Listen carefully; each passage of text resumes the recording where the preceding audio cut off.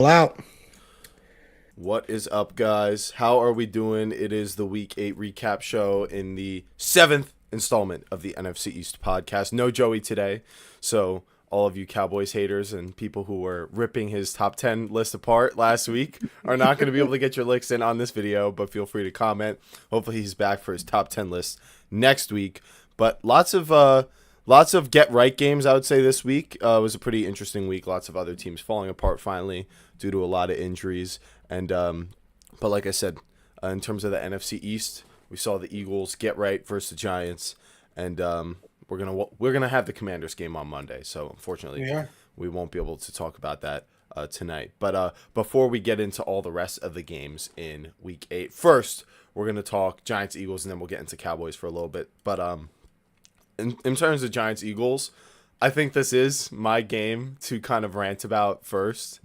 The Eagles kind of I'll give you that. they got right and they won the game, and they won without AJ Brown and a couple other players that they were gonna need based on what we saw last time. But the Giants just somehow every single week this season managing to have something to just completely discourage the fan base in one way or another. I mean, I thought things were shaping up pretty good for the Giants to be really competitive in this game and probably even win. The only advantage the Eagles had compared to last time was being home and then Jalen Carter being in this game.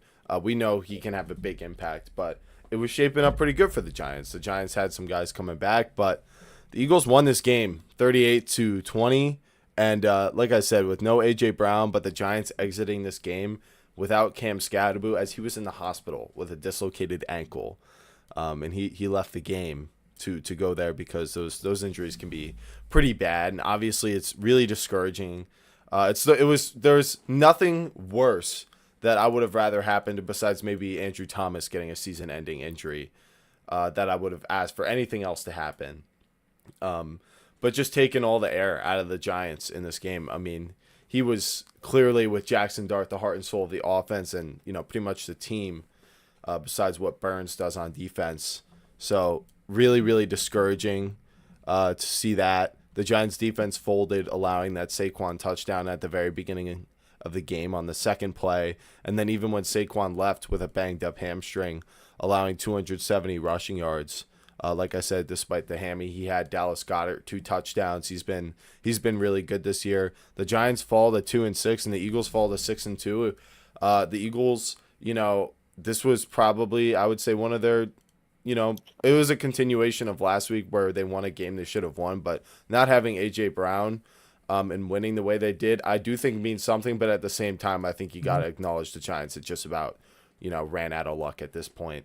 Not having Neighbors for either of these games and then losing your breakout offensive player on top of it, and then the defense folding right away like they did. Like, that was our pretty much fully healthy defense outside of Holland and McFadden and Adebo. That is 3 starting guys who are very important, but we've been losing them bit by bit throughout the season, and you should be able to kind of survive some of this stuff in the Giants defense. It's not even like when it was all there that it looked like we were really going to stop Saquon Barkley the way he looked like today. That he's been struggling all season, but it seemed like more of issue with the Eagles than it was what the Giants were doing. So, yeah, Giants fall to 2-6. Eagles rise to 6-2. Really tragic for the Giants. Their season's over. It really stinks.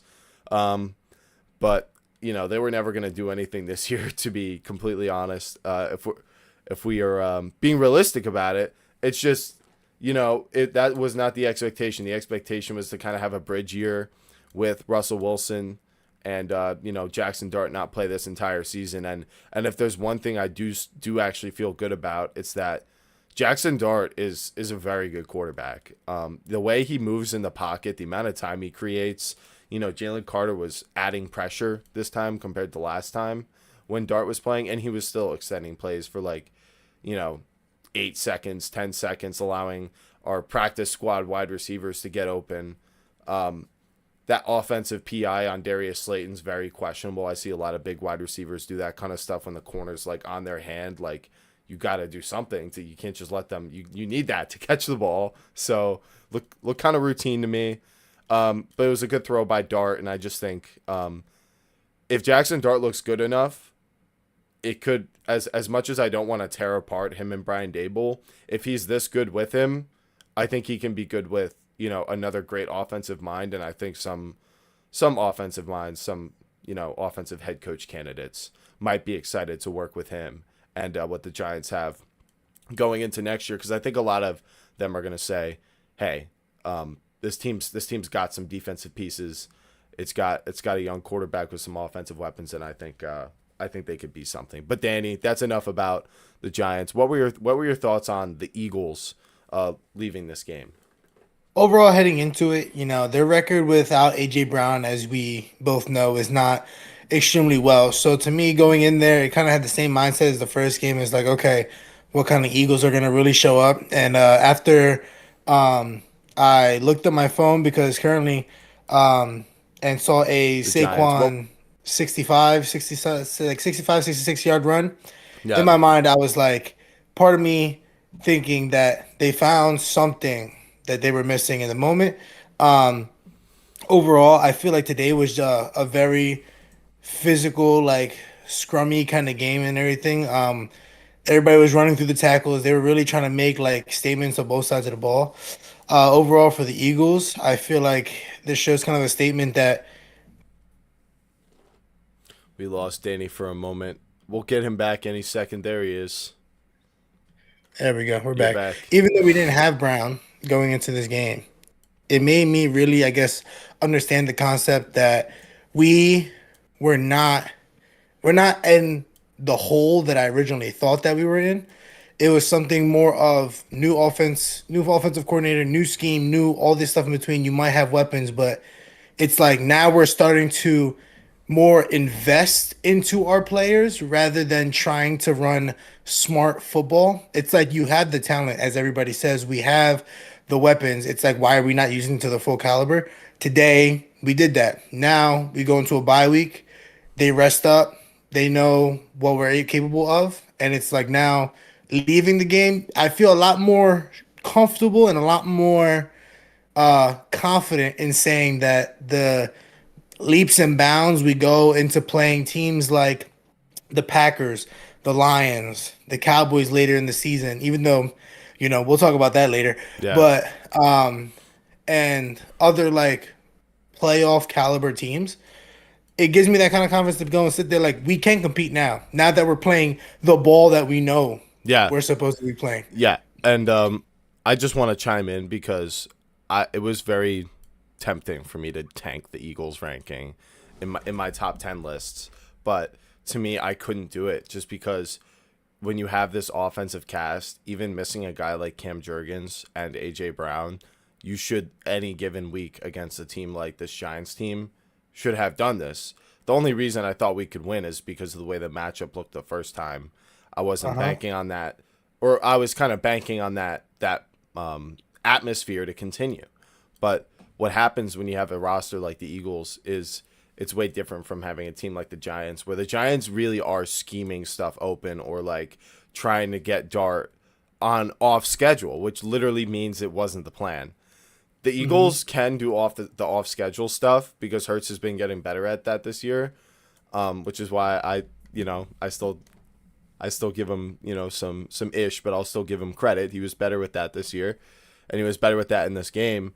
But it was also just giving Saquon Barkley the opportunities, giving Dallas Goedert the opportunity on a catch short of the end zone to go break it across the plane. Devontae Smith on that crossing route, lining up in the slot, like that's giving him a chance to go get open, and of course he does.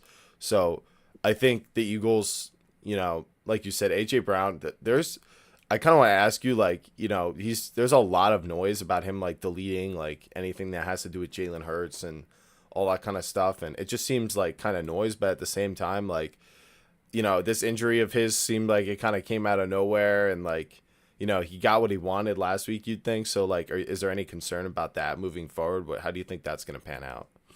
I think overall it kind of looks like, how do I say, beforehand when we went to the Super Bowl the first time and AJ decided to be out for like the last couple games and we didn't really like end the season so strong in a sense, and then Mhm. 2023, same similar hamstring injury to the same side and everything. What's up, Millionaire 22? I see you. What's up, yo?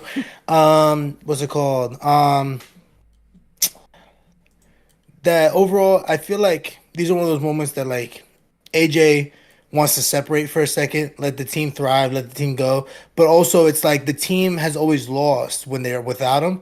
So it kind of gives him that confidence and that ego to be like, yeah, I am that piece that you need. Now we won the way we should have. So now Right. I guess my question is like, what what will he do now, knowing that we were able to do it in this situation? Without him. And will that make him be like, now I can elevate this team more? Or be like, oh, this team thinks they could do it without me. I'm not gonna do this type Yeah, of thing. it just seems kind of odd because after last week and this week, you would think if it was about not winning or struggling, then that conversation should be dissipating a little bit. You guys have the bye next week, right? We do. Yeah, so you should be able to kind of lock back in with him and get ready for the next game with 2 weeks to think about all these things and whether it's renegotiate a contract, have a sit down conversation with Hertz and the offensive coordinator about what he thinks his role should be. There's time for that to occur, get implemented in practice, and then executed in the next game. And I would expect the Eagles to sort of be pushing back up to the top 5 team range in my list. I know they're probably going to be closer to that for you, but Hmm. I think we can both agree we have more confidence in them after this game. For sure. 100%. All right. I think next we're gonna go and talk about Cowboys Broncos in this game. Oh, buddy. Let's Or did you get a go. chat, or are you just saying because they lost? Oh, because they took the L, Yeah, they bro. took a huge L, but you know what? Personally, whoever lost this game, I was gonna be happy after the way the Giants choked last week to the Broncos. But I'll take the Cowboys losing. The Broncos had a bit of a slow start, but they bounced back to a 44-24 win. RJ Harvey, 3 touchdown breakout game. You'll love to see that for anyone who took him in fantasy. The Broncos are now 6-2. The Cowboys are in free fall at 3-4-1. They're a half a game away from being 3-5. And there's other games they could have won. And they're also a half a game away from being 500. But either way, when it comes to being a top 10 team or something like that, that is in complete peril for them. Some notes from Joey, even though he's not here. He wanted me to say this. He said, the Cowboys defense is the worst in the league, 32nd out of 32nd. He said it's unwatchable. And he said there's no clear path to fix that dog shit sorry defense. I agree. I don't think there's a clear path, even trading for a guy like Max Crosby. And this is Bro, why we criticize the Micah Parsons trade, because you go literally, bro. all in with Pickens, and then you trade your premier edge rusher on a defense that has, not great secondary depth. You don't have Diggs or like either of your starting safeties now, and just, Well, they are drastically hurt. They are drastically hurt. I'll give them that 100%. And Parsons is not, I don't feel like as big of a piece that we thought was going to be on that Packers defense than we thought. But he also, did have like, 3 sacks last week. last week, yeah. But also, was that not against The the Cardinals. Cardinals Yeah, that was and a Jacoby Brissett? they were a pretty good team against the Colts too. I mean, I think it's going to be like the Josh Dobbs thing from last year or 2 years ago, Mhm. where like they're a good team for like 2 weeks, and then like the The the astronaut. the formula gets pasted on how to beat them, and then that doesn't work anymore. That's But good. for 2 games, they're pretty hard to stop. Yeah. I mean, we see the Colts; they look like a respectable team. Obviously, they have best record in the AFC, but no, that's neither here nor there. You're trying to make the point that, you know, losing Micah, he wasn't great against the run, and Joey would say that. That's you 100%. need to run at him, and that's how you stop it.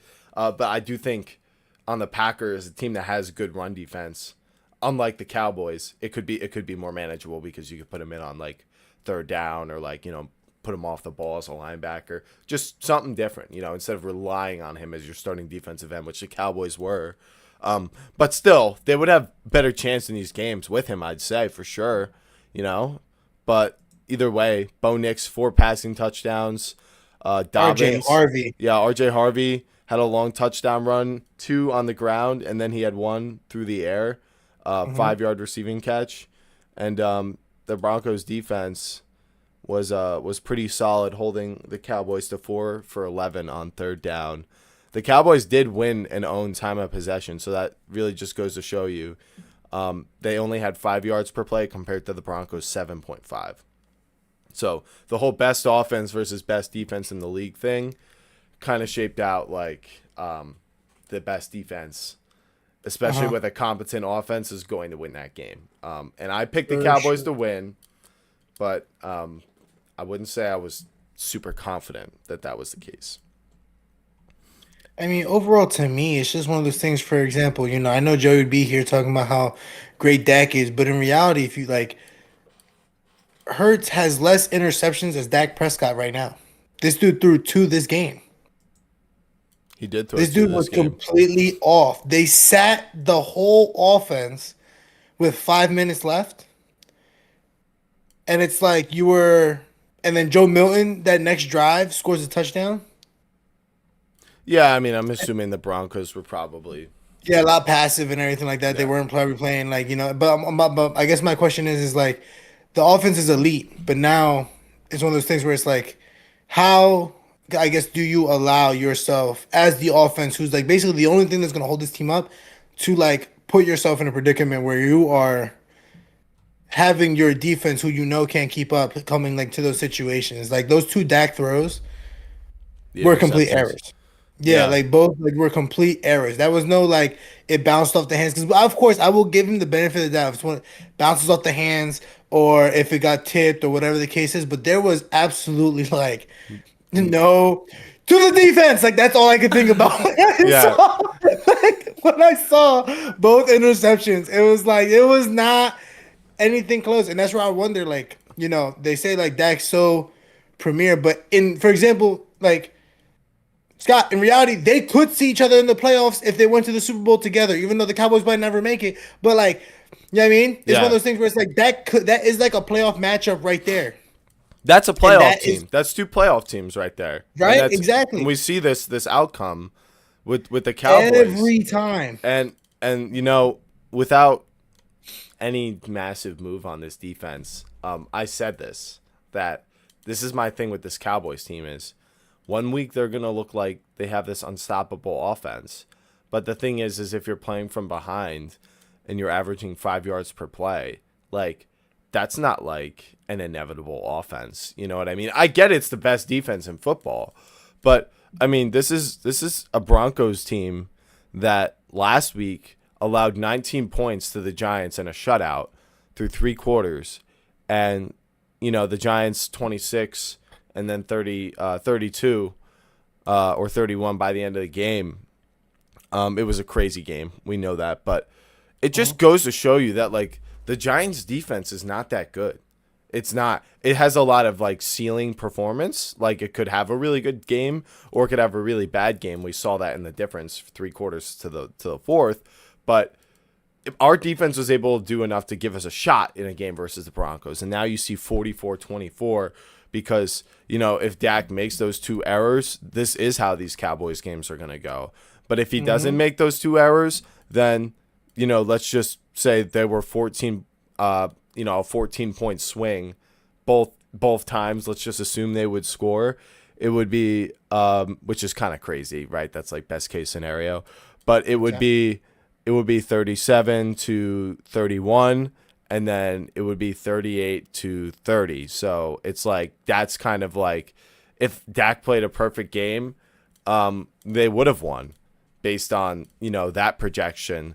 But because he didn't, this team of the Cowboys got blown out. So I'm definitely not gonna like completely blame Dak because the offense still moved the ball and like got down the field and scored. It was just obviously spotty, and the 2 picks just completely ruined any chance they had to win the game.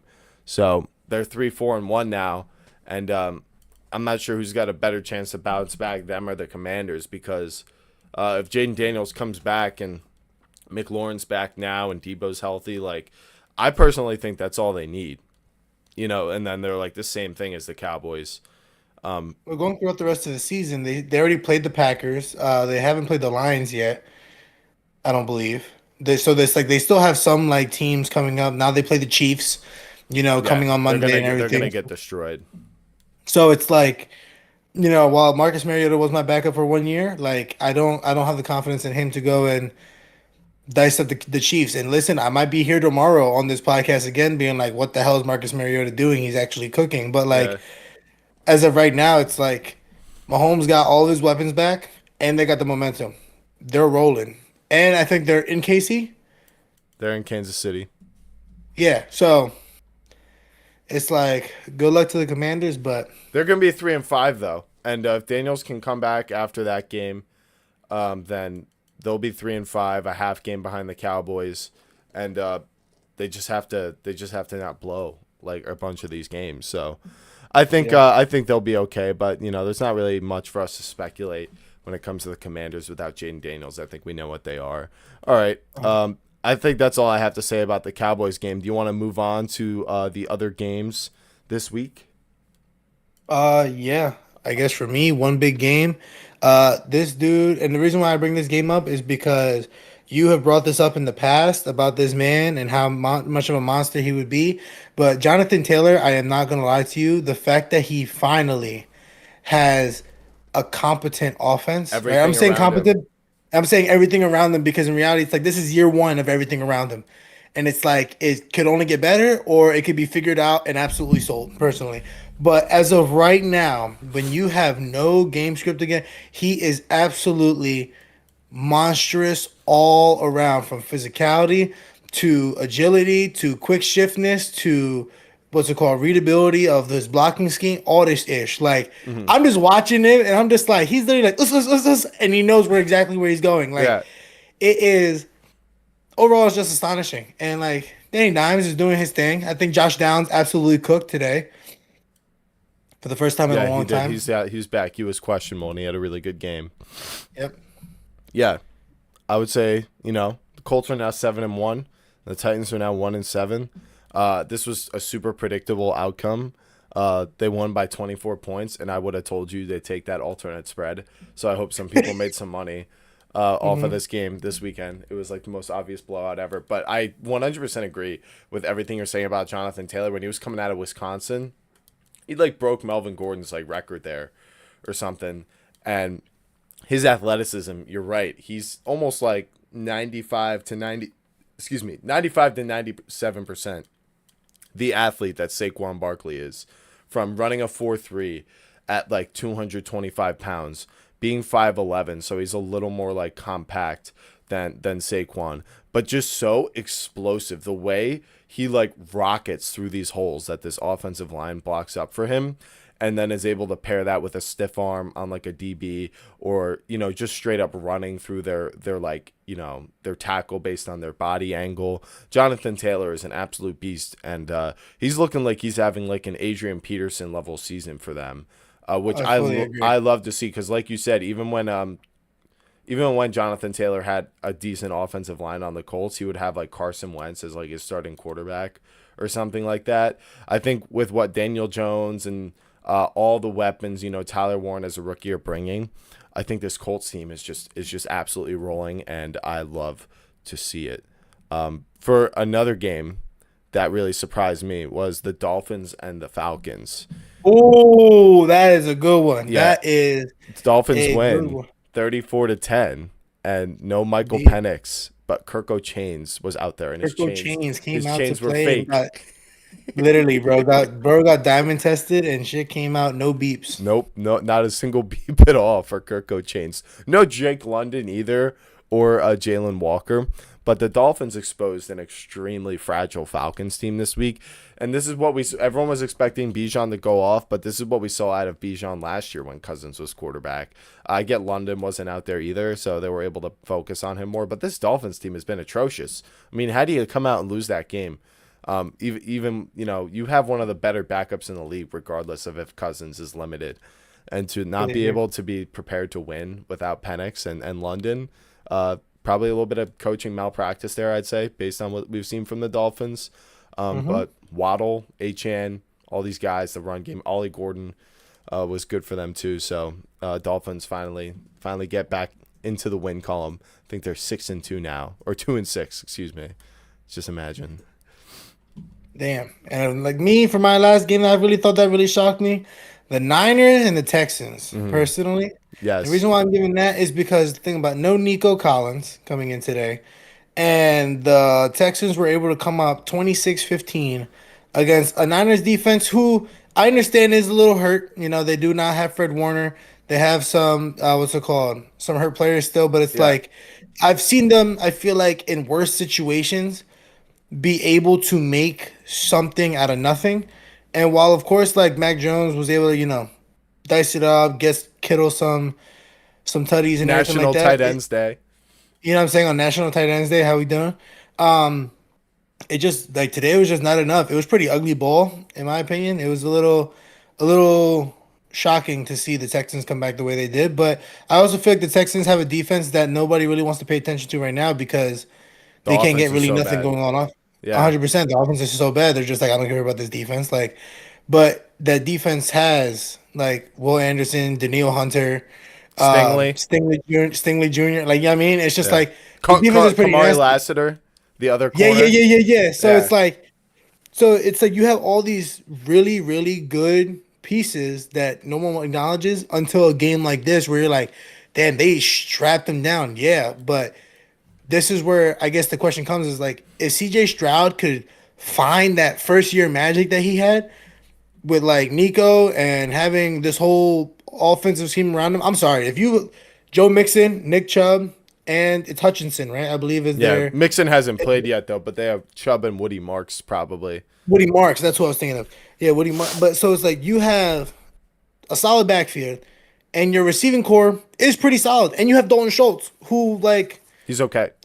he's okay. I can't like, you know what I mean? There's a lot of Yeah. people that wish they had Dalton Schultz as their tight end. I'm not gonna lie to you. Yeah. So it's like, so overall, this could be a solid team. It's just I don't know. I don't know what's going. Maybe it's the play calling I think the or play calling, offensive line, since offensive their line. since their first year with Bobby They Slowick, did get rid of Tunsil. They did Yeah, get rid of Tunsil. which made no sense. Apparently, No it was, sense. It was like a locker room thing, but I saw a breakdown and it had this video clip of how they had like a double team on like an edge rusher from like a pulling tight end and a running back, and they both whiffed, and that team was rushing four, and like that one edge rusher got the sack along with like another guy getting pressure, and I think like that they were good when they would like block seven, have three guys go deep downfield and just have Stroud rip it, but like when you're 7-on-4 of the offensive line is losing in the pass rush battle,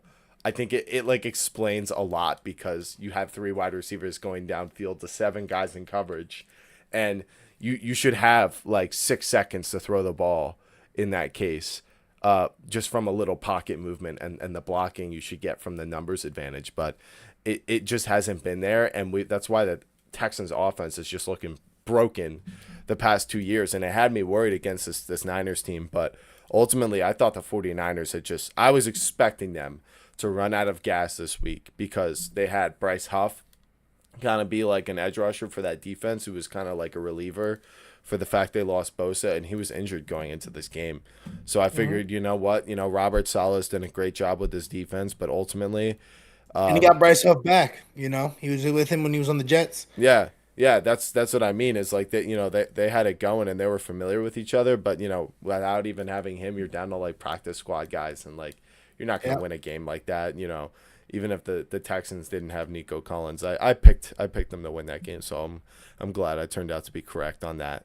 All right, so we talked about Cowboys, Eagles, Giants, and Broncos. We've also covered Dolphins, Falcons, 49ers, Texans, Titans, and Colts. So that makes the remaining games the Bills and the Panthers. I mean, this one, there's not all that much to say. The Bills come off the bye. They win 40-6. And Absolutely. it's mollywopped, completely mollywopped. Absolutely clapped. Yeah. But it was Andy Dalton. I'm not saying Bryce Young would have done better, but Andy Dalton was terrible in this game. He was so trying his bad. absolute best. I'm not lying. He did throw a pick and got his ankles broken within 10 seconds. He also like scrambled outside the pocket and stepped up to take off like up the field. and it was like kind of like one of those ones when he goes like straight up, moves to the right of the guard, and then looks to go upfield again. And when he was like making that bend to like go upfield, you could tell he thought he was going way faster than he was, because the backside defensive end had like chased all the way back around and just strip sacked him. And you could tell he had to have been thinking like, damn, if I was 26 years old, that would have never happened to me. Like, dude, you could just tell. I was like, what are you doing, Andy Dalton? You gotta like pay attention to like, you can't just assume you're getting away from guys anymore. You gotta have your head on a swivel. So I thought that was kind of funny. But that was kind of how this game went. I mean, the Panthers offense just couldn't really get it going. James Cook was awesome, like 200 rushing yards, 2 touchdowns. This Panthers run defense hasn't been that bad with Derek Brown back, but it was not enough to stop Josh Allen and the Bills. So I think, you want to see it against a better team, but that looks more like the Bills team I think we're used to seeing. For sure. All right. Up next, I want to save one for... Actually, no, let's go into this right now. Browns at Patriots. The Patriots win 32-12. Guess what? Myles Garrett had 5 sacks in this game. 5 sacks. And they lost. How do you lose? You're giving up 5 sacks. Well, Drake May, I'm not going to lie. Joey's onto something with this guy because I think we all know who he is, but he made a lot of explosive plays happen, whether it's scrambling or hitting some deep balls. Really impressive throws, honestly. Making this offense go. And obviously the Patriots defense holding down the Browns had a big thing to do with it. I mean, the Browns, they couldn't get things going pretty much throughout this entire game. I mean, Harold Fandon played pretty well, but Dylan Gabriel is just a guy that isn't really going to provide you a ceiling. This game was 9-7 going into halftime, and the Patriots scored 21 points in the third quarter. So that kind of tells you how this game script went. And looks like the Patriots they just keep rolling, and the Browns, this is just pretty much at least what I kind of expected from them, was nothing much against this Patriots defense. But man, Will Campbell, welcome to the NFL. I'm sure he gave up 2 or 3 of those sacks versus Myles Garrett. So the real question to me is, right, does that mean right there at that point you're just like, let's just see what Shador got? For the Browns? Or are you going to sit? Yeah. Huh? I don't know. I mean, I don't think this Browns offense is like so poorly equipped outside of offensive line issues that like, that you have to have a guy like Gabriel in there. Like Gabriel's like a solid guy. Like he'll be a backup in the league for a long time at the very least. But Shador, I feel like actually has like a passing ceiling. Like he doesn't have the strongest arm, but it's definitely stronger than Gabriel's. He could probably make some better throws over the middle of the field. It just seems like the Cleveland Browns drafted him quite literally to just waste his career. And like, I'm not the biggest like Shador fan or anything, but I feel kind of bad that he's not gotten an opportunity yet. It's like, all right, what are we waiting for here? I agree. I think this is when you get, because if you drafted him, right, you have to start him at some point this year, or else people are going to want to know what he looks like next year, and you might have a new quarterback. So the last thing you wanted was Shador as a backup, and this is what you're going to get, because of the way you drafted him. So, I mean, it's just a really odd situation. The Shador Sanders conspiracy is like one of the biggest in the NFL. What the hell is going on with him? But I'm ready. Go ahead. The one thing I do like is Cam Newton's point of view, which really made me interested about how, because apparently it was the 2 teams that were interested, the Ravens and the Eagles and the Browns. Those were the 3 teams that were interested. And it's, I know, because of the fact that the Eagles didn't have really a backup at the time. We had Tanner McKee, but there was always the question around, like, people don't got film on him kind of thing. He didn't want to start behind Lamar, and then he didn't want to start behind Hurts. So it's like Cam Newton's point of view of like, I have like that, having that respect for Lamar and Hurts as starters, that he'd rather go to a place that does not have a defined quarterback to make his own kind of legacy. Mm-hmm. I'm not gonna lie, that was like the first time ever hearing that point of view. I kind of sat there like, I gained, I guess, a little bit more respect for Shador being like, I want to start on a like really bad team. Like, for example, before he wants to make it his team. You know what I'm saying? He wants to make it his team. Before he went to Colorado, did we ever in our lives see Colorado on TV like that, or decide to watch Colorado? Definitely not. No, not at all. But guess what? He made it his team. And that's where it's like having that same narrative, doing it in college and then going to the NFL.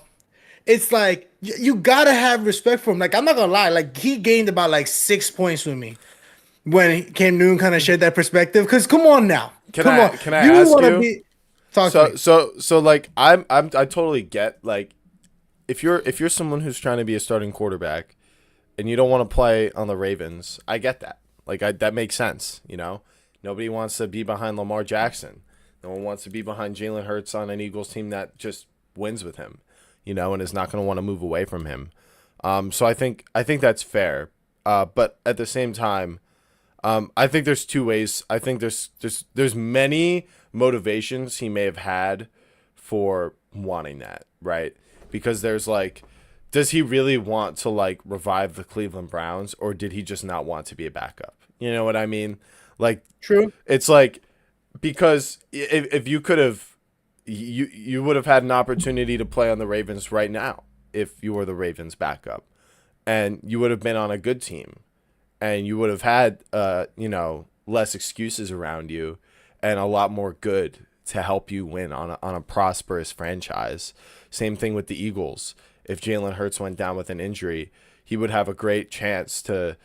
Yeah, I think you guys would be able to leave him in there personally with how good your offense is. Like, I think he would have been fine, and I think he would have played pretty well, and teams would have been interested. But now you've got this circus on the Browns, and when it comes to Cam Newton, I think he's speculating a lot when it comes to assuming what Shador wanted and what he may have said in those draft interviews. I mean, you saw the thing with him being like the mime when they asked him why they made Dylan Gabriel the starter. I mean, it was hilarious, but like, you just can't do that kind of stuff. You know what I mean? No, like, you just can't. Yeah. It just makes you look like childish. So like, you know, if you're gonna speculate, I just wouldn't say with such certainty that we know that. You know, in his heart of hearts, he wanted to revive the Cleveland Browns. Like, no. No. I get where you're coming from with that aspect, like, because Cam did get me with the concept of, like, he wants to have, like, the opportunity. Like, not all opportunities are good opportunities. It's one of those things where it's like, for example, a Carson Wentz story. Dude has an MVP caliber season. He starts cooking. Then you get hurt, and your backup wins the Super Bowl. Listen, you've brought it up to me for how many years now? You know what I'm saying? And look at where Wentz is. He's hurting. He's hurting and I mentally. Guess, you know what I'm saying? It's one of those things where now Shador's got in that similar situation, and he's trying to be like the guy, like where Cam Ward is. CJ Stroud made his team. T-Law got his team. This might be just Daniel Jones' team now. Like, Anthony Richardson might get sent to the Steelers or whatever. But also, to me, it's like, there's other teams that I know need that guy right now. And one of those teams are like the Jets. And I can't lie to you. I thought the Steelers would take him. The Steelers could take him too. Rodgers is going to be there. And it's not like that was his team. Dude just was like, I just feel like playing another year. Mm-hmm. You said it's like, now they have Will Howard. You know what I'm saying? Mm-hmm. But it's like you have teams like the Jets. Also, that, in my opinion, I feel like the Jets with Shador, that would be kind of fire. Like, I was kind of for that. Fields was good today. Fields was good today. I can't hate you be Cincy like that, you know what I mean? Like, and that was a high scoring game. It was. Fields played well on the run game, with him. Kind of helping out Breece Hall and with the numbers advantage has been a good. But it's just, we know that Fields has issues of his own. With Shador, it's just I agree on the same level that I don't feel like the Browns are necessarily handling it right either. The whole way they went about it was really shady and strange as well. So we're just gonna have to keep our fingers crossed. And I mean, Garrett was pissed off. Myles Garrett was really pissed off at the end of this game. Maybe the locker room does want to see Shador at this point, because Dylan Gabriel, like, he's okay, but like I think we know he's not gonna be great on this team. I think like he can be good. It's just not on this team. If he was on the Colts, I think he'd be pretty good, but he's not on the Colts, so it is what it is. Let's move on to the next game. Chicago Bears at the Baltimore Ravens. The Ravens win 30-16. No Lamar Jackson, no problem. Ravens improved to 2-5 with a decent chance, assuming Lamar is back next week, that they can still make the playoffs. Henry, 2 touchdowns in this game, and the Bears offense was and Ben Johnson and Caleb Williams was just not working today simply against this Ravens defense that only really has Nate Wiggins. I don't think Marlon Humphrey was back, but Tyler Huntley also was able to move the ball in this defense, 17 of 22. It's just really shocking to me with this Bears team, what they've been this year. And you know what's crazy? They fall to 4-3. They were 4-2 coming into this game. And now you lose a game to a backup quarterback. You throw an interception. Okay. It's still just a one turnover game where the time of possession was even. I don't understand how they lost this game. I mean, I really don't. I guess the Ravens having 170 rushing yards probably had something to do with it. Keaton Mitchell getting out there, 43 rushing yards as your third leading rusher. Tyler Huntley, 8 for 53. This Bears defense stinks, man. It really does. Yeah, they really got shattered on. But the time of possession was the same. So what was going on with the offense? I don't know. I really don't. Bro, I'm telling, I've been saying this so seriously. When I saw the video, right, of the Bears offensive practice and Ben Johnson, this ball was slowing down the offense and having to literally okay, now look to your right, now look to your left. And it's like trying to teach Caleb Williams how to go through his progressions in camp. And maybe, you know what I mean? I don't know, maybe is Ben Johnson's playbook too complicated for Caleb Williams and he's not willing to adapt? Or is Caleb Williams just frantic? Is Bull literally just shitting? The moment he says hike, he shits his pants. Yeah. The moment he gets the ball, because Scott, you watching the game, bro. He runs he's so fast. That's what I'm saying. He literally is, and starts booking it, hauls ass, outside the pocket. And I'm sorry, respectfully, as an offensive lineman myself that I played for years, I can't stand, right, if I know deep down inside the moment I hike this ball, my quarterback's going to start hauling ass because I can't protect you if you're running all the way to the sideline. You know what I'm saying? It's you have right behind me. Stay behind, stay in the pocket. Let me know that where you're at so that I could give you the space that you need. But the moment you start hauling ass, I'm having to sit here and be like, shit. Where is he? Where is he? You know what I'm saying? Yeah. And I'm not trying to get a holding penalty on myself. So it's like he's not helping his guys in the front and he's not producing with his guys that are downfield. So it's like the offense runs through the quarterback and this dude doesn't even know. He just starts running. That's all he does. Yeah. He just runs. And sometimes it works and sometimes it doesn't. And sometimes it don't. And it's just like this is not USC. You know what I mean? This is not college where you could run, do a little fake spin move in the same spot, and then run back out and throw 40 yards, and then it's a touchdown. It's like I've seen that so much on film, and I've seen that in so many Bears games already, that it's just agitating. Because if Caleb would stay still, make his progressions, and make his throw, I'm sorry. You know how many other teams would love to have Romo Dunze and DJ Moore as their wide receiver 1 and 2? And Luther Burden as your 3, Colson Loveland as your tight end, DeAndre Loveland Swift and Kmet as your 2 tight ends with DeAndre Swift. You know what I'm saying? And then Swift as your running back, and you're literally sitting here pretty decent offensive line, I would say. And you are running almost as if you are Daniel Jones behind the Giants O-line a couple years ago. They did not have Braxton Jones in this game. That is true. They did not have their tackle. So Mike Green did have a sack. The guy who had questions coming out fell. And that's as far as that's gone so far. But, he was a really dangerous prospect when it came to, his potential ceiling as a pass rusher. So seeing him break out, come out, and have that sack was something that was good to see. I think with the Bears and Caleb Williams, it really – all they need is Ben Johnson and Caleb Williams to be on the same page. Here's my speculation is that when it comes to Ben Johnson, we saw him taking a veteran, Jared Goff, who was able to absorb a system from McVay and lean on it. And Jared Goff needs to lean on systems because he's not this great play extender. And it took about the whole first year for that Lions team to figure it out and actually get some offense going. Now with this Bears team, they've started off hotter. than that Lions team has. But what I would say is I think it does look like Caleb Williams is not on the same page with Ben Johnson. I don't think the out of structure is anything Ben Johnson wants. I think that out of structure is like what Ben Johnson wants, like in the fourth quarter of the playoffs. When you're versing another really good coaching staff, and maybe they do kind of have like, a good game plan to stop Ben Johnson. But I think what Ben Johnson wants is the Chicago Bears offense to just execute what he's putting out there. And I don't think it's just Caleb. I think the offensive line probably suffered without Braxton Jones, and maybe Nate Wiggins was locking up DJ Moore, and Rome. He did get a pick six. Rome still had a pretty good game. I'm pretty sure he had a solid day receiving, but ultimately, just if we look at this, 25 of 38 for Caleb Williams, 285 passing yards, 6 for 13 on third down is not going to get it done. True. And 11 penalties. They get 7 receptions for 114, 10 targets. 11 penalties as well. They had not nearly as many rush yards as the Ravens. They had more passing yards, but I would say it's probably then the red zone at that point, and not being able to execute where Ben Johnson and Caleb Williams are supposed to be the most dangerous. I mean, you're not going to win like that. So that's my thoughts on that game.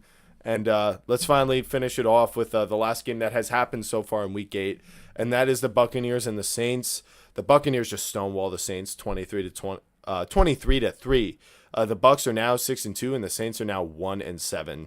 Tyler Shuck got his first opportunity over Spencer Rattler in the middle of this game, and he wasn't very good either. The Saints team is kind of falling apart. They were gifted a win by the Giants. That was in the script for this NFL season. Giants turning the ball over 5 times in a row. You got to win that game, especially when one gets returned for a touchdown. Saints are in complete free fall. I don't really think there's a whole lot to say because the Buccaneers were not fantastic either. This is more or less what you expected, right? Mm-hmm.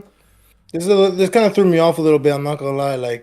Seeing the stats that Baker put up today, especially on the Saints defense and Saints team overall, that has not been producing as well with Spencer Rattler as their quarterback, was a little shocking. I can't lie. It really was a little underwhelming. But I guess that's where I'm looking at the Saints and really thinking about the future, because as of right now, you could tell immediately they're not going to be the team that to do anything this season. But it's between the Jets and the Saints that I'm curious about who is going to get the first overall pick. Is that what you're saying? Who's going to get the first overall pick? But who are they going to invest into the first overall pick, really? Because there's a lot of, I know, prospects now like Archie Manning, the dude from Tennessee, the dude from Penn State, Aller or something like that. All these other quarterbacks that are supposed to be, I guess, those franchise guys. Of course, Archie Manning probably being the top one. And all I could think to myself is kind of just can they come into this team? Because I know Rattler, he was on not last, was it Last Chance U? No, he was on the Netflix series or whatever for when he was in high school. It was called QB or something. QB something like that. Something like that. In high school, you're right though. Yeah, and it was he was cooking, but now that that he's here, this dude has not been producing. He's had some okay games, I would say. I just think he's someone who's going to be like Geno Smith, where I think if he figures it out, it'll be in a couple of years when he's a backup for a really good offensive head coach. Mm-hmm. I think he has some nice playmaking ability. It's just he's been on the Saints this whole time. I mean, this is true. This is important to remember. He could go to. I think if he was on the Colts this whole time, I think he would do better than Anthony Richardson. I mean, Richardson was the rawest prospect we've ever seen. I mean, seriously, he was 21. Yo, but I'm talking about the ceiling that I saw him having. It was crazy. Was horrendously gargantuan. It was huge, bro. He had a massive ceiling, but you need the floor as well, and that floor is still going down. It's going down. It's not going up. So I kind of agree. The Saints. I think they ran out of gas essentially, and this is gonna happen. There's this. I have an idea for a video that's gonna be like the anatomy of an NFL season. It's gonna be all these things that happen every year. There's a couple teams that are going to run out of gas. I think the Giants ran out of gas this week, and moving forward, we're going to see more of this. Obviously, the injuries to the Saints, they ran out of gas. The Bears, they ran out of gas last year. Looks like they could run out of gas again. The Browns, their defense has carried them to 2 wins so far. I think that might be all we see from that. the Cowboys with their offense, it's going to be interesting to see who kind of lasts like the Hunger Games of the middle of the NFL season. And then before we kind of go to any questions or headlines, I just quickly want to mention how the Vikings looked like garbage on Thursday Night Football. I did say it already, but the Chargers look good with Joe Alt back. And right now the Packers and Steelers are playing. We've already mentioned how we think the Chiefs are going to stomp the Commanders without Jaden Daniels. But the Packers are winning 7-3 right now versus the Pittsburgh Steelers. Jordan Love is 7 for 8 with 105 passing yards and a touchdown to Tucker Kraft on National Tight Ends Day, 2 for 49. We do love to see that. And then Mr. Josh Jacobs, 3 for 12 on the ground. Steelers, Aaron Rodgers, he's doing all right, 4 for 5, 54 yards. Roman Wilson has a 45-yard catch. Nice to see that from him. And just not much else going on. So we got a football game. We got a classic football game on for Sunday night.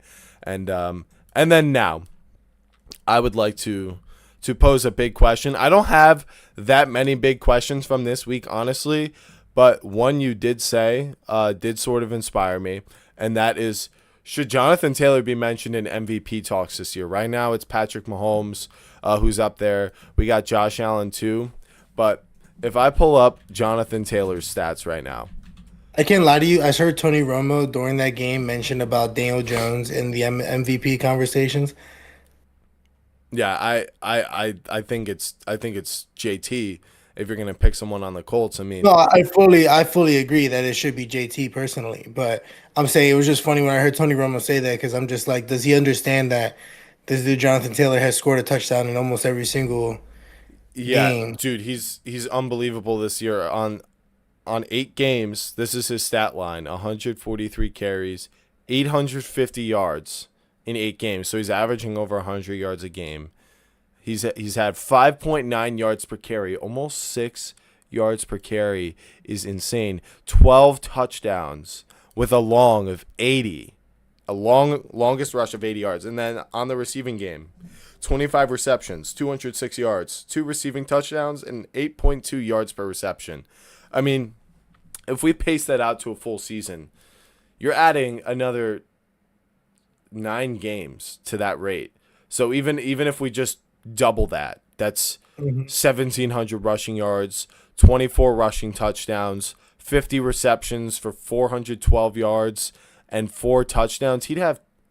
He could break almost 2,000. That's like a LaDainian. Yeah, he'll definitely break 2,000 scrimmage yards, I think, and he might break LaDainian Tomlinson's total touchdown record if he were to continue at this pace, because I'm pretty sure that record is 28 touchdowns if I am correct. So if that does happen, I mean, Patrick Mahomes is going to have a Patrick Mahomes level season, and maybe if they win the 1 seed, it'll most likely go to him. But the Colts and the Chiefs face off. The Colts have the best record in the NFL right now, and I think if they beat that Chiefs team or just simply win the 1 seed, if that happens, do you think Jonathan Taylor has a real chance to win MVP? Yes. Oh my God, yes. I think it's time. It should have been Saquon last year. I mean, I fully agree. And that's what gets me, because it's like, what gets me is when they say like the MVP award should be like a quarterback award, but it's like, I genuinely think those players that do or accomplish a feat that has not been done in years, being i.e. like Saquon, 2,000 yards, it's like Josh Allen, I feel like played like a little bit better than normal Josh Allen last year. Lamar, the same thing, and they were both in the MVP race. Mm-hmm. But it's like Saquon came back, different team, broke 2,000, won a Super Bowl, and it's like all he got was like Offensive Player of the Year, which was funny because Fox actually put out a notification about, what was it? It was like Saquon showing why he was MVP or something like that. Yeah. And I'm just like, he wasn't MVP, brother. Like, yeah. So Fox had it wrong, but it's okay. And last year, the quarterback who had the best season was Joe Burrow, and he didn't make the playoffs, so they didn't give it to him. So it's like, to me, he was clearly the most valuable player in the league last year, just because of they were not going to be in any of those games. We see what they look like this year without him.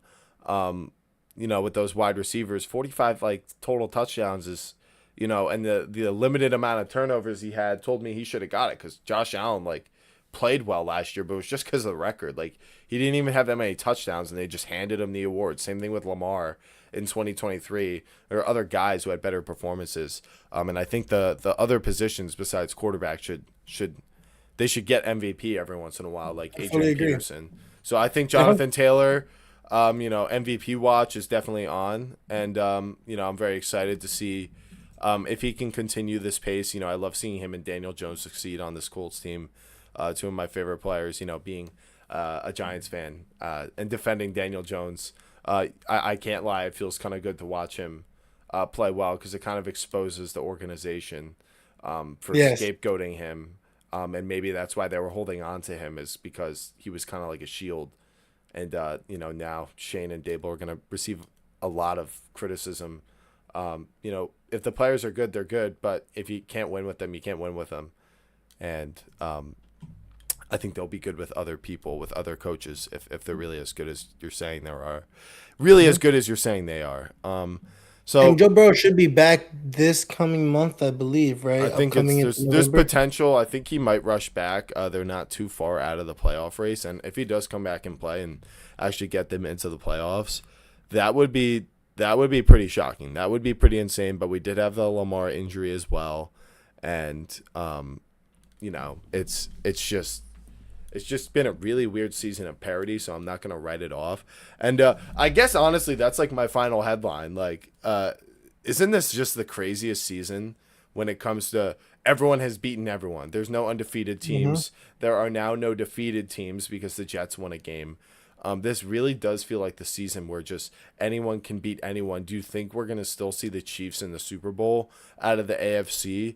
Or is there do you actually think the Colts can make it through if JT has this MVP season? Or do you think the Bills can finally make it through? Or maybe a Ravens team that slips in there? Who do you see out of the AFC? Give me your top three.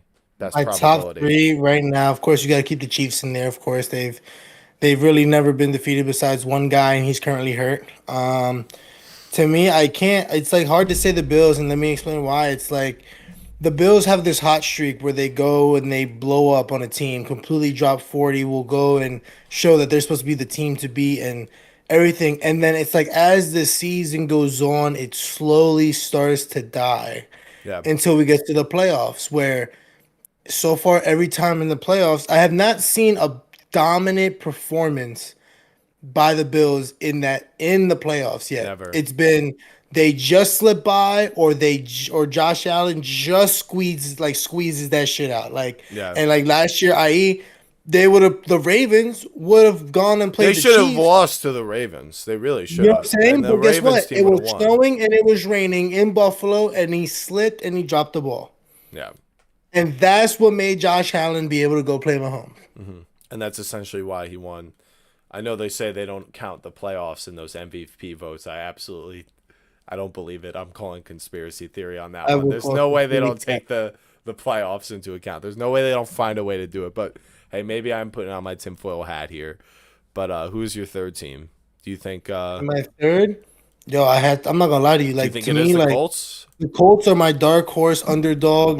They could shock everybody right now. And the reason why I say that is just because it gets to a point where you have that hot streak, but then you start to get film. But this is where you start to fold back the playbook. You start really digging deep. You start realizing there's pages to flip through. Yeah. In the playoffs, and you're gonna see things like, oh my god, playoff football is those moments where you're sitting there where the fuck was that playoff season? Yeah. Or what the hell? They're really just throwing everything at them. They are, and dude. And that's the thing is when it's with the run game, and it's not the passing game, it's a lot harder to scheme up against that because you need the bodies. If you don't have the bodies to stop this run game, like the Eagles we've seen through the playoffs the past 3 seasons.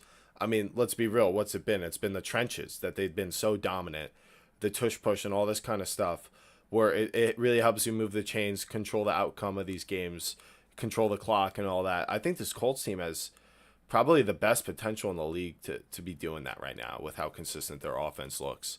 So I really think they can beat the Chiefs. We'll see what happens when they end up playing. But if you can't stop Jonathan Taylor and the starting offensive line with your defensive line, if it's just not physically possible, the chances of you winning that game are just almost zero, and you need some Mahomes magic or a Daniel Jones mistake. So I'm definitely going to say the Colts are on the Super Bowl bubble now. I kind of had them there as like a top 5 team last week, but I think they have, if not a better chance than the Bills, because the Bills, to me, they don't have like an elite quality about their team. It's just Josh Allen, and like, that's just like rolling a dice every year and hoping like your die is higher, and they have Patrick Mahomes, so it's like, but I guess I'll just throw this out there too. Patriots are currently winning the AFC East at 6-2. The Bills are 5-2. They did have their bye week, but do you think the Patriots have any chance to potentially go to the AFC Championship and beat a team like the Chiefs? They do have Mike Vrabel. Let me remind you. I know he's never he lost to the Chiefs in the AFC Championship with the Titans, but it was like it wasn't some blowout. That shit was tight. Yeah, it was a tight game. The Mahomes scramble at the end of half really put it away, but yeah, what do you think? Do you think the Patriots the Mariota toss, rebound, and score touchdown was probably like? Oh, there was that before the. I think that was before the Mahomes era, though. That was before the Mahomes scramble. I'm saying like, but the Titans were able to sit there and like keep up and like match up with like. Yeah, and both times they played, they've been. It's been Mike Vrabel has not been scared of Andy Reid. Essentially, is what I'm saying. He's been matching up. I just think it's one of those things where you have the only man that's probably seen the Chiefs that has that kind of fuel to be able to want to cook them is Diggs. But Ramondre, Trayvon, the whole line, Hunter Henry, all these guys, they've really never been, I feel like, in this kind of atmosphere before. Yeah. And I think to me, it's like, it's one of those things where it's like, it's really rare. And you need to have that kind of, either if you don't got that dog in you, that kind of experience to sit there in Arrowhead in the playoffs to be able to kind of like compete with Andy Reid and the Chiefs. It's a whole different like atmosphere. And I'm not even talking about just game script or whatever. I'm talking about like also like officiating as well. Yeah. It's like all aspects, all variables really count in that game. And that's why Joe Burrow and Jamar were able to scheme up, cook, and come out of Arrowhead with a win because they made sure that all those variables were taken care of and handled. And they had a lot of inherent practice between each other already. Exactly. Yeah. And I think them having Josh McDaniels and Mike Vrabel is really panning out to be the best coaching like hire this offseason over Ben Johnson. I know the Bears look pretty good, but honestly, they had a lot better roster and a quarterback taken higher in the draft. And it just seems like Mike Vrabel's been able to figure it out with this Patriots team. They do have the easiest schedule in the league. I'll give them that it's a bit harder on the Bears end, but this Patriots team in a game where they got sacked 5 times by one guy, we're still able to have a really impressive win. I mean, if I told you the game was 32-13 Patriots, I don't think you would tell me that you think the Browns finished this game with 6 sacks, But the truth is that's exactly what happened, and Drake May was still able to, not feel pressured or worried. And they did run the ball really well. Travion had 10 carries for 75 on the ground, so it seemed like maybe some of those young pieces started getting more involved. They were still only 3 for 11 on third down, but that just goes to show you how it was like explosive plays, and that might be something I give Hurts a hard time for. But he's not working with anything close when it comes to Devontae Smith and AJ Brown compared to Pop Douglas and Kayshon Boutte and Diggs. But anyway, that was a bit of a stray, but I'm just gonna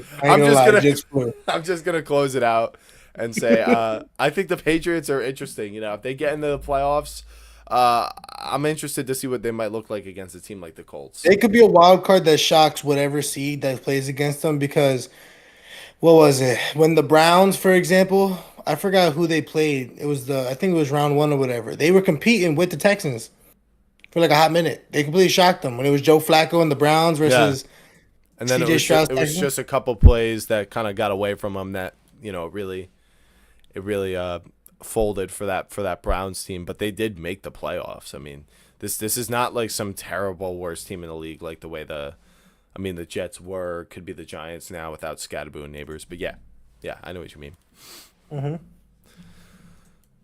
So yeah, I do think this is the craziest season of parity. Hopefully, we can see a different team come out of the AFC. I think that's what we all want. It's been since the Bengals, man. It's been since the Bengals. I want to see something different for the NFC. I need to see an AFC championship where I don't see red. Yeah, and I want to see an NFC championship where I don't see the Eagles or the 49ers. I think NFL fans are ready for the new era that could Listen, be. all I'm saying is you already saw at least you could say recently you saw something different because we had the Rams and the Bucks at one point. Yeah, it was all like that was all like what, 4 years ago though. The Rams played the Bengals, and then after that it was Eagles Chiefs, Eagles 49ers, Eagles Chiefs. Like, I'm so sick of this. You know what I mean? I want something different. Even if it is the Eagles losing in the NFC Championship or something like that, or even if the Eagles just play someone else in the Super Bowl, I'd be kind of happy. But I just want two completely different entities, like it was that Rams Bengals year. I'm hoping that's what ends up happening.